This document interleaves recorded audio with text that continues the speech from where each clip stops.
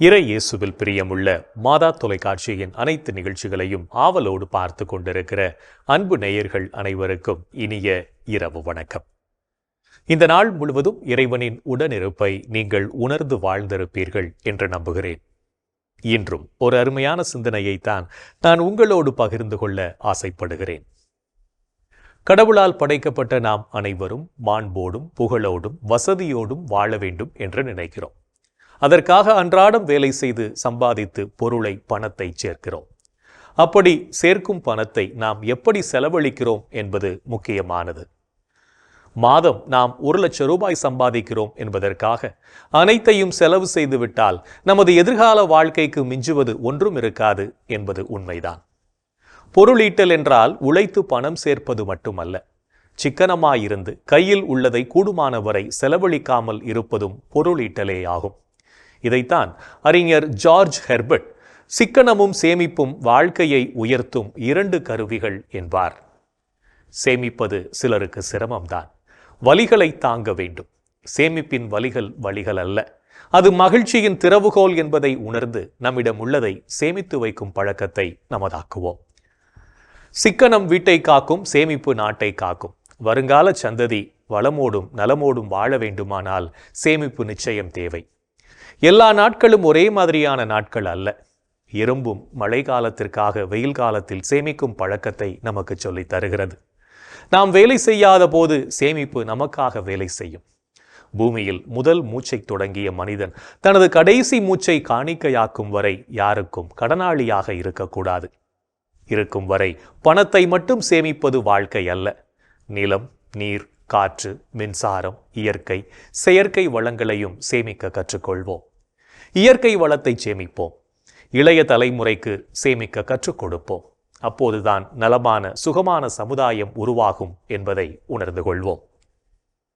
புலவர் ஒருவர் வறுமையில் வாடிக்கொண்டிருந்தார். தனது குடும்பத்தினருக்கு உணவளிக்க முடியாத சூழலில் அவர் இருந்தார். வள்ளல் தன்மைக்கு புகழ்பெற்ற ஓர் அரசரின் அரண்மனைக்கு அவர் சென்றார். அவரை பணிந்து வணங்கி ஒரு பாடல் பாடலாமா என கேட்டார். அரசரும் சம்மதித்தார். பாடல் அரங்கேறியது. பரவசப்பட்ட அரசர் தங்கம் பரிசு வேண்டுமா என கேட்டார். புலவர் அரசருக்கு எதிரில் வடிவமைக்கப்பட்டிருந்த ஒரு சதுரங்க பலகையை காட்டி, மேன்மை தாங்கிய அரசே, இந்த சதுரங்க பலகையில் முதல் கட்டத்தில் ஒரு அரிசியை மட்டும் வைத்துவிட்டு பின்னர் வரும் ஒவ்வொரு கட்டத்திலும் முந்தைய கட்டத்தில் உள்ளது போல 2 மடங்கு அரிசிகளை பெருக்கிக் கொண்டே போனால் எனக்கு பெரிய விருது கிடைத்ததாக எண்ணி மகிழ்வேன் என்றார். வியந்த அரசர், சரியாகத்தான் சொல்கிறீர்களா? அரிசி மணிகள் மட்டும் போதுமா? தங்கம் வேண்டாமா என்று கேட்டார். எளிமையான புலவரும் ஆமோதித்து, ஆமாம் அரசே, அரிசி மணிகள் மட்டும் போதும் என்றார். அரசரும் அப்படியே ஆகட்டும் என்று கட்டளையிட அரண்மனை சேவகர்கள் அரிசி மணிகளை சதுரங்க பலகையில் வைக்க ஆரம்பித்தனர். முதலாம் கட்டத்தில் 1 அரிசி, 2ஆம் கட்டத்தில் 2 அரிசி, 3ஆம் கட்டத்தில் 4 அரிசி, 4ஆம் கட்டத்தில் 8 அரிசி என வைத்து கொண்டு வந்தனர். 10வது கட்டத்தில் 512 அரிசி மணிகளை வைக்க வேண்டியிருந்தது. 20வது கட்டத்திற்கு வரும்போது 5,24,288 அரிசிகளை வைக்க வேண்டியிருந்தது. சதுரங்க பலகையில் சரி பாதி, அதாவது 32வது கட்டத்திற்கு வந்தபொழுது சுமார் 24 கோடி அரிசி மணிகள் தேவைப்பட்டன. செய்வதறியாது திகைத்த அரசர் புலவருக்கு தனது நாட்டையே கொடுக்க வேண்டி வந்தது. இத்தனையும் ஒரே ஒரு அரிசி மணியில் ஆரம்பித்ததுதான். நாமும் தேவையில்லாத செலவுகளை தவிர்த்து நம்மிடம் உள்ளதை சேமித்து வைப்போம். இன்றைய தினத்தை எடுத்துக்கொள்வோம். இந்த நாள் முழுவதும் நாம் வீண் செலவு செய்து வாழ்ந்தோமா என்று யோசித்து பார்ப்போம். மேலும் இந்த நாளில் நமது செயல்பாடுகள் எப்படிப்பட்டதாக இருந்தது என்று நம்மையே நாம் கேட்டு பார்ப்போம்.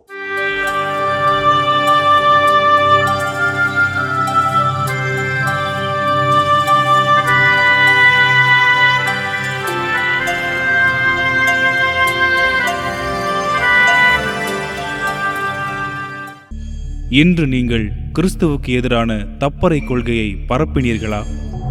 கட்டுப்பாடற்றவர்களின் தவறான வழிகளால் கவர்ந்திழுக்கப்பட்டு உங்கள் உறுதி நிலை நின்று விழுந்து விடாதபடி கவனமாயிருங்கள். இன்று நாம் இறைவனுக்கு ஏற்புடைய செயல்களை செய்திருந்தாலும் சமயங்களில் இறைவனுக்கு எதிராகவும் செயல்பட்டு பாவத்தில் விழுந்திருப்போம். அத்தகைய தருணங்களுக்காக மனம் வருந்தி மன்னிப்பு வேண்டி மனத்துயர் மன்றாட்டை ஜெபிப்போம்.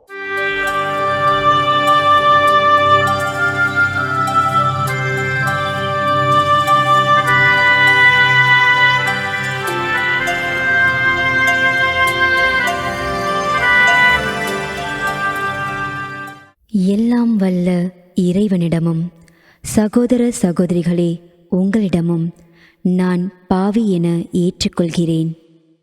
ஏனெனில் என் சிந்தனையாலும் சொல்லாலும் செயலாலும் கடமையில் தவறியதாலும் பாவங்கள் பல செய்தேன். என் பாவமே, என் பாவமே, என் பெரும் பாவமே. ஆகையால் எப்போதும் கன்னியான புனித மரியாவையும் வானதூதர் புனிதர் அனைவரையும் சகோதர சகோதரிகளே உங்களையும் நம் இறைவனாகிய ஆண்டவரிடம் எனக்காக வேண்டிக்கொள்ள மன்றாடுகிறேன். ஆமேன். மனத்துயர் மன்றாட்டை ஜெபித்ததன் வழியாக இறைவனிடமிருந்து மன்னிப்பை பெற்றிருப்போம் என்ற நம்பிக்கையோடு இறை வேண்டலில் இணைவோம்.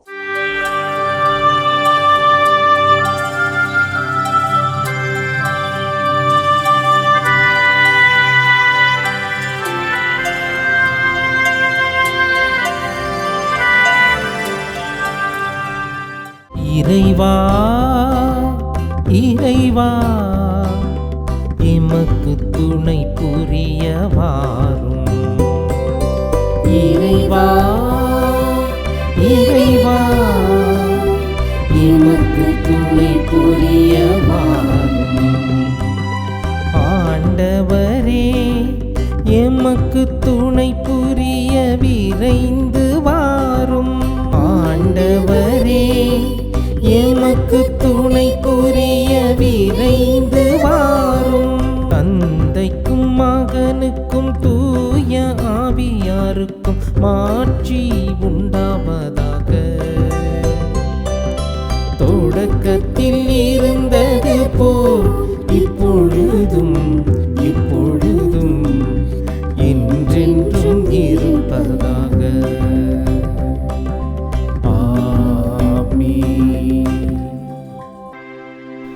ஆண்டவரே ஆண்டவரே எனக்கு இரங்கி என் வேண்டுதலுக்கு செவி சாய்த்தருளும்.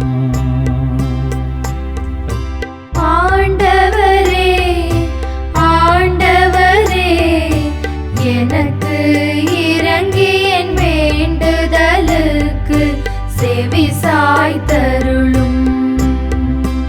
அல்லேலூயா அல்லேலூயா அல்லேலூயா அல்லேலூயா அல்லேலூயா அல்லேலூயா.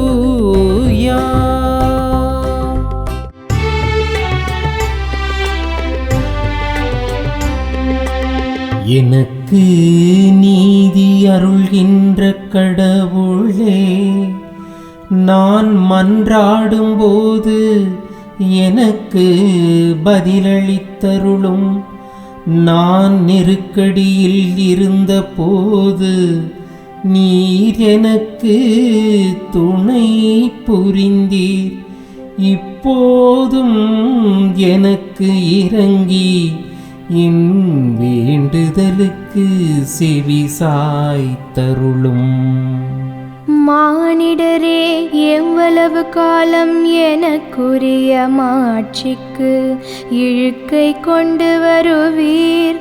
எவ்வளவு காலம் வெறுமையை விரும்பி பொய்யானதை நாடே செல்வீர்? ஆண்டவர் என்னை தம் அன்பனாய் தேர்ந்தெடுத்துள்ளார் என்பதை அறிந்து கொள்வேன். நான் மன்றாடும் போது அவர் எனக்கு செவி சாய்க்கின்றார். சினமுற்றாலும் பாவம் செய்யாதீர்.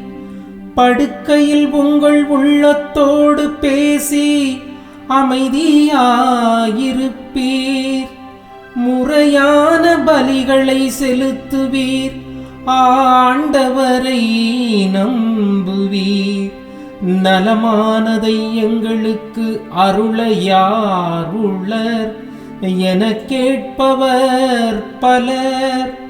ஆண்டவரே, எங்கள் மீது உம் திருமுக ஒளி வீசச் செய்யும். தானியமும் திராட்சையும் நன்கு விளையும் காலத்தில் மக்கள் அடையும் மகிழ்ச்சியை விட மேலான மகிழ்ச்சியை நீர் என் உள்ளத்திற்கு அளித்தீர். இனி நான் மனது அமைதியுடன் படுத்து உறங்குவேன்.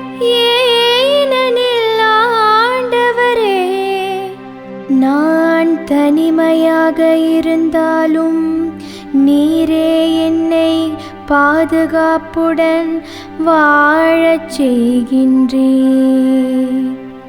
தந்தைக்கும் மகனுக்கும் தூய ஆவியாருக்கும் மாட்சி உண்டாவதாக. தொடக்கத்தில் இருந்தது போல் இப்பொழுதும் எப்பொழுதும் என்றென்றும் இருப்பதாக. ஆமென். ஆண்டவரே, ஆண்டவரே, எனக்கு இரங்கி என் வேண்டுதலுக்கு செவி சாய்த்தருளும். ஆண்டவரே, ஆண்டவரே, எனக்கு இரங்கி என் வேண்டுதலுக்கு செவி சாய்த்தருளும். அல்லேலூயா, அல்லேலூயா, அல்லேலூயா, அல்லேலூயா, அல்லேலூயா, அல்லேலூயா.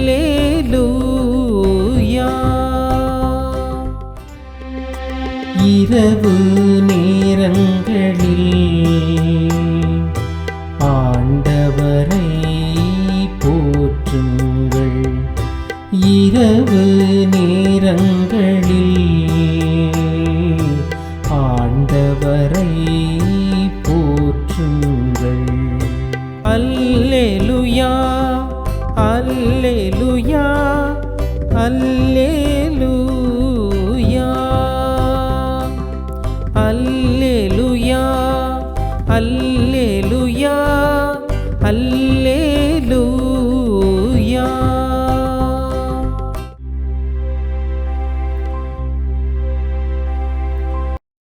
இரவு நேரங்களில் ஆண்டவரின் இல்லத்தில் பணி செய்யும் ஆண்டவரின் ஊழியரே, நீங்கள் அனைவரும் ஆண்டவரை போற்றுங்கள்.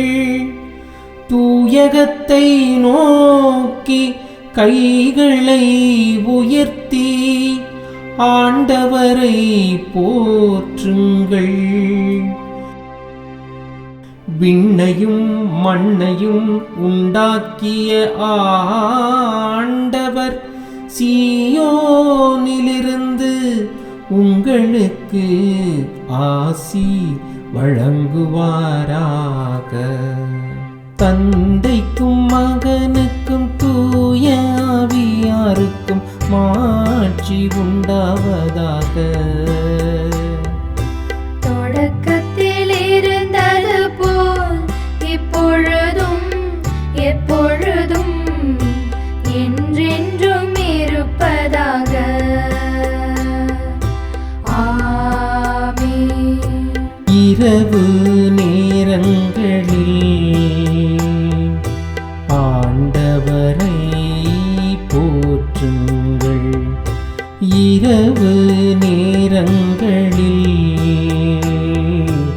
ஆண்டவரை போற்றுங்கள்.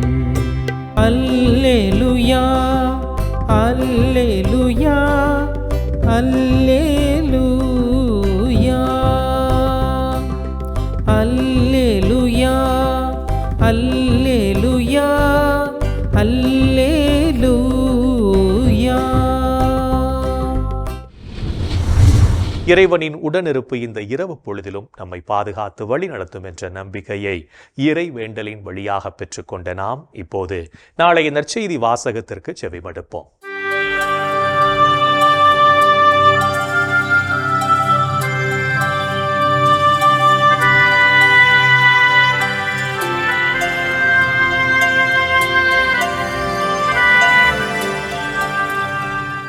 நாளைய திருப்பலி வாசகங்கள். முதல் வாசகம் திருத்தூதர் பணிகள் நூலிலிருந்து வாசகம். அதிகாரம் 2 இறை வார்த்தைகள் 14 மற்றும் 22 முதல் 33 முடிய. பதிலுரை பாடல். திருப்பாடல் 16 இறை வார்த்தைகள் 1 முதல் 2, 5 மற்றும் 7 முதல் 11 முடிய. இரண்டாம் வாசகம் திருத்தூதர் பேதுரு எழுதிய முதல் திருமுகத்திலிருந்து வாசகம். அதிகாரம் 1 இறை வார்த்தைகள் 17 முதல் 21 முடிய. லூக்கா எழுதிய தூய நற்செய்தியிலிருந்து வாசகம். அதிகாரம் 24 இறை வார்த்தைகள் 13 முதல் 35 முடிய. வாரத்தின் முதல் நாள் சீடர்களுள் இருவர் எருசலேமிலிருந்து ஏறத்தாழ 11 கிலோமீட்டர் தொலைவிலுள்ள ஓர் ஊருக்கு சென்று கொண்டிருந்தனர். அவ்வூரின் பெயர் எம்மாவு. அவர்கள் இந்நிகழ்ச்சிகள் அனைத்தையும் குறித்து ஒருவரோடு ஒருவர் உரையாடிக் கொண்டே சென்றார்கள்.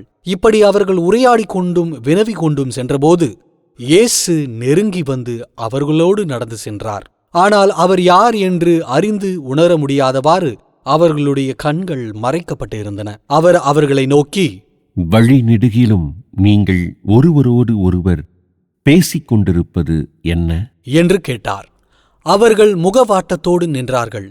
அவர்களுள் கிளையோப்பா என்னும் பெயருடைய ஒருவர் அவரிடம் மறுமொழியாக, எருசலேமில் தங்கியிருப்பவர்களுள் உமக்கு மட்டும்தான் இந்நாட்களில் நிகழ்ந்தவை தெரியாதோ என்றார். அதற்கு அவர் அவர்களிடம், என்ன நிகழ்ந்தது என்று கேட்டார். அவர்கள் அவரிடம், நாசரேத்து இயேசுவை பற்றித்தான் பேசிக் கொண்டிருக்கிறோம். அவர் கடவுளுக்கும் மக்கள் எல்லாருக்கும் முன்பாக சொல்லிலும் செயலிலும் வல்ல இறைவாக்கினராக திகழ்ந்தார். அவர் இஸ்ரேலை மீட்கப் போகிறார் என்று நாங்கள் எதிர்பார்த்து இருந்தோம். ஆனால் தலைமை குருக்களும் ஆட்சியாளர்களும் அவருக்கு மரண தண்டனை விதித்து அவரை சிலுவையில் அறைந்தார்கள். அது மட்டுமன்று, இவையெல்லாம் நிகழ்ந்து இன்றோடு 3 நாட்கள் ஆகின்றன. ஆனால் எங்களைச் சேர்ந்த பெண்களுள் சிலர் எங்களை மலைப்புக்குள்ளாக்கினர். அவர்கள் விடியற்காலையில் கல்லறைக்குச் சென்றார்கள். அவருடைய உடலை காணாது திரும்பி வந்து வானதூதர்களை கண்டதாகவும் இயேசு உயிரோடு இருக்கிறார் என்று அவர்கள் கூறியதாகவும் சொன்னார்கள். எங்களோடு இருந்தவர்களுள் சிலரும் கல்லறைக்குச் சென்று அப்பெண்கள் சொன்னவாறே இருக்க கண்டனர். ஆனால் அவர்கள் இயேசுவை காணவில்லை என்றார்கள். இயேசு அவர்களை நோக்கி, அறிவிலிகளே, இறைவாக்கினர்கள் உரைத்த எல்லாவற்றையும் நம்ப இயலாத மந்த உள்ளத்தினரே, மெசியா தாம் மாட்சியடைவதற்கு முன் இத்துன்பங்களை பட வேண்டுமென்றோ என்றார். மேலும் மோசே முதல் இறைவாக்கினர் வரை அனைவரின் நூல்களிலும் தம்மை குறித்து எழுதப்பட்ட யாவற்றையும் அவர் அவர்களுக்கு விளக்கினார். அவர்கள் தாங்கள் போக வேண்டிய ஊரை நெருங்கி வந்தார்கள். அவரோ அதற்கு அப்பால் போகிறவர் போல காட்டிக்கொண்டார். அவர்கள் அவரிடம், எங்களோடு தங்கும், ஏனெனில் மாலை நேரமாயிற்று, பொழுதும் போயிற்று என்று கூறி கட்டாயப்படுத்தினர்.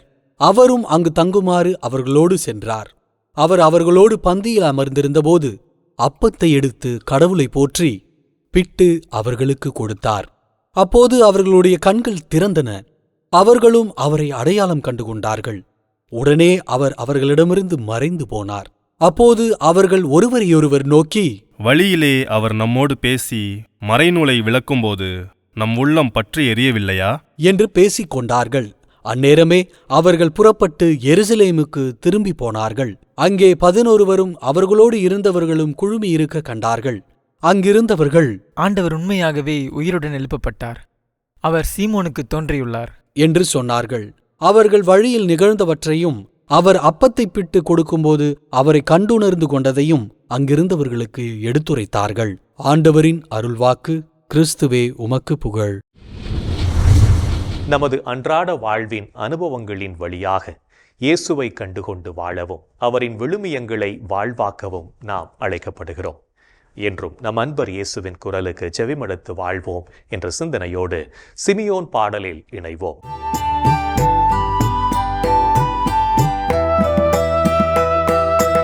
ஆண்டவரே, நாங்கள் விழித்திருக்கும் போது எங்களை காத்தருளும்.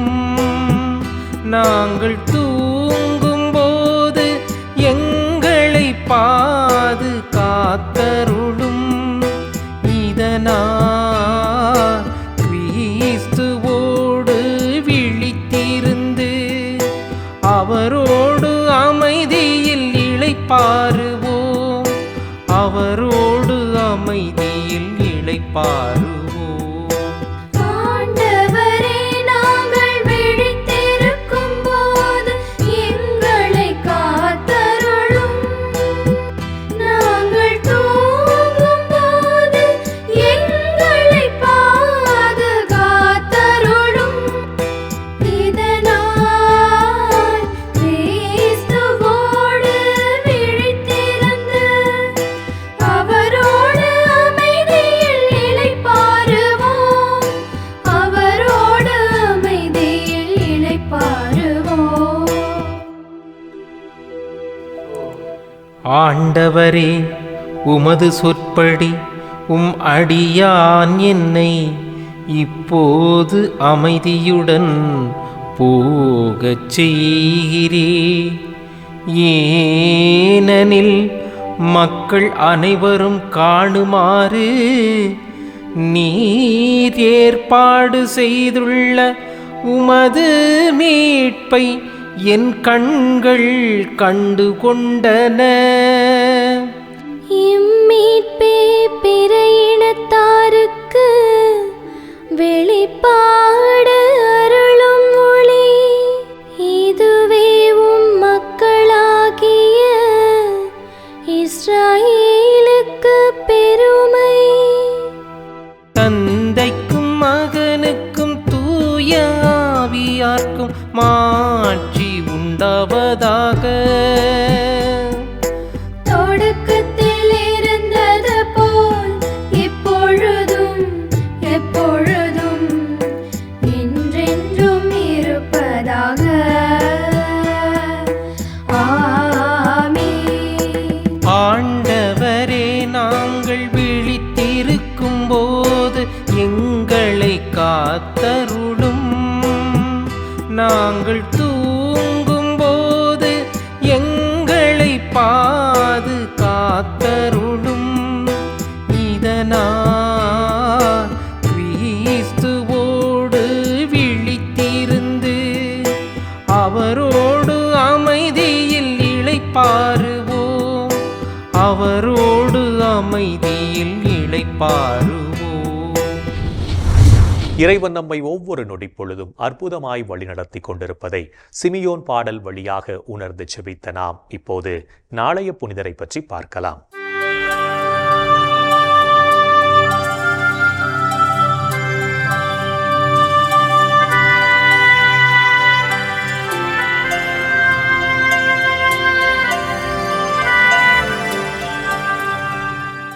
ஏப்ரல் 19 புனித 9ஆம் சிங்கராயர். பிரான்ஸ் நாட்டிலுள்ள எகிசிம் என்ற இடத்தில் வாழ்ந்த குஹ் ஹெய்லெவிதே பெற்றோருக்கு கிபி 1002ஆம் ஆண்டு ஜூன் 21ஆம் நாள் பிறந்தார் 9ஆம் சிங்கராயர். ப்ரூனோ என்ற இயற்பெயரைக் கொண்ட இவர் பிரான்ஸ் நாட்டில் டோல் மறைமாவட்ட ஆயரான பெர்த்தோல்டின் வழிகாட்டுதலின்படி கல்வி கற்று இறைபக்தியோடு வளர்ந்தார். சிறுவயது முதலே குருவாக தன் இறைபணிகளைச் செய்ய விரும்பிய இவர் தன் பெற்றோரின் ஆசிரோடு குருத்துவ பயிற்சி பெற்று அருட்குருவானார். டோல் மறைமாவட்டத்தின் சில பகுதிகளின் பொறுப்பாளராக விளங்கிய அருட்தந்தை ப்ரூனோ கிபி 1027ஆம் ஆண்டு டோல் மறைமாவட்டத்தின் ஆயராக திருநிலைப்படுத்தப்பட்டார்.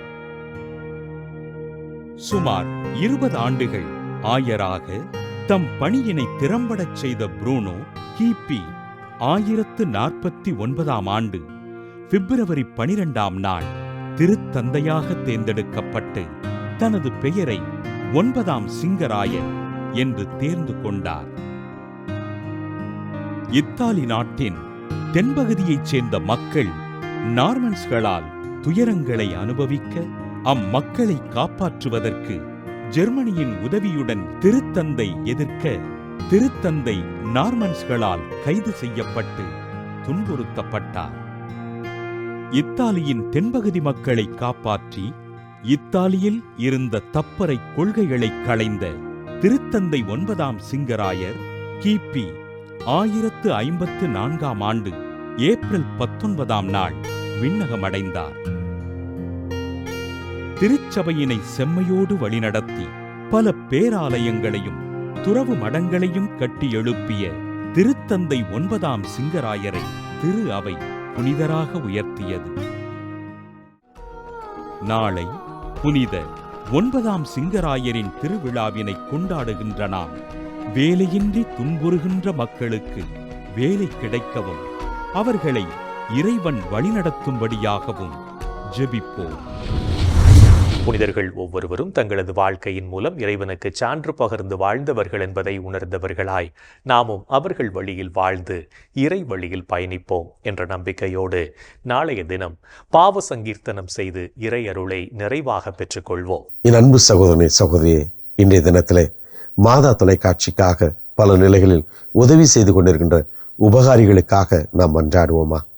எங்கள் அன்பே உருவான இயேசு ஆண்டவரே, இந்த மாதா தொலைக்காட்சி என்ற மாபெரும் கொடைக்காய் நன்றி சொல்லும் நேரத்திலே இதனுடைய பணிகளிலே தங்களுடைய உழைப்பிலிருந்து தங்களுடைய தியாகத்திலிருந்து தங்களால் இயன்ற வரைக்கும் மேலாகவே உதவி செய்து கொண்டிருக்கின்ற ஒவ்வொரு உபகாரியும் நினைத்து பார்க்கிறோம். ஒவ்வொரு மாதமும் தங்களது வருவாயிலிருந்து தியாகம் செய்து பண உதவி செய்து கொண்டிருக்கின்ற ஒவ்வொரு உபகாரிகளுக்காகவும் பல நிலைகளில் உதவி செய்கின்ற அத்தனை உபகாரிகளையும் நாங்கள் நினைத்து பார்க்கிறோம். ஆண்டவரே, இதோ இந்த உபகாரிகளை, இந்த சகோதர சகோதரர்களை நீர் ஆசீர்வதியும் ஐயா. அவருடைய தேவைகளை பூர்த்தி செய்யும் ஐயா. ஆண்டவரே, எனது சீடன் என்பதற்காக ஒரு கிண்ணம் தண்ணீர் கொடுத்தாலும் அதனுடைய பலனை பெறாமல் போகார் என்று சொன்னீரே. இதோ இந்த உமது அன்பு பிள்ளைகள், இவர்களை நீர் ஆசீர்வதியும். எங்கள் அன்பு தாயே, ஆரோக்கிய அன்னையே, உமது பிள்ளைகள் இவர்களுக்காய் பரிந்து பேசுங்கள் அம்மா. இந்த ஜெபங்களை எல்லாம் எங்கள் ஆண்டவராகி இயேசுவே உமது வல்லமையான திருநாமத்தின் வழியாக உம்மை கெஞ்சி மன்றாடுகிறோம். ஆமென். என்றும் வாழும் உயிருள்ள இறைவன் தந்தை, மகன், தூய ஆவியார் நாம் அனைவரையும் நிறைவாக ஆசீர்வதிப்பாராக. ஆமென். இந்த ஜெபத்தின் வழியாக இறை அன்பிலும் அரவணைப்பிலும் நாம் நலமோடு வாழ்ந்து கொண்டிருக்கிறோம் என்பதை உணர்ந்திருப்போம். இறை ஆற்றலும் வல்லமையும் என்றும் நம்மில் தங்கும். அன்னை மரியாவும் நமக்கு உதவிகள் செய்வார் என்ற நம்பிக்கையோடு அவரின் துணை வேண்டி இந்த நிகழ்வை நிறைவு செய்யலாம். Good night.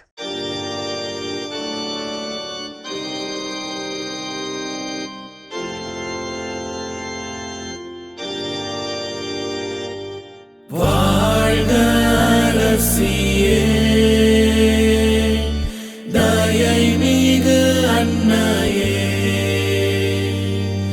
வாழ்வே இனிமையே, தஞ்சமே வாழ்க. தாயகம் இழந்த ஏவாயின் மக்கள் தாயே என்றும் கூவி அழைத்தோம். கண்ணீர் கனவாய் நின்றும்மை நோக்கி கதறியே அழுதோம், பெருமூச்சறிந்தோம். ஆதலால் ஏமக்காய் பரிந்துரைப்பவரே, அன்புடன் எம்மை கடைக்கண் பாரே. திருவயிற்றின் கனியாம் இயேசுவே, இம்மை வா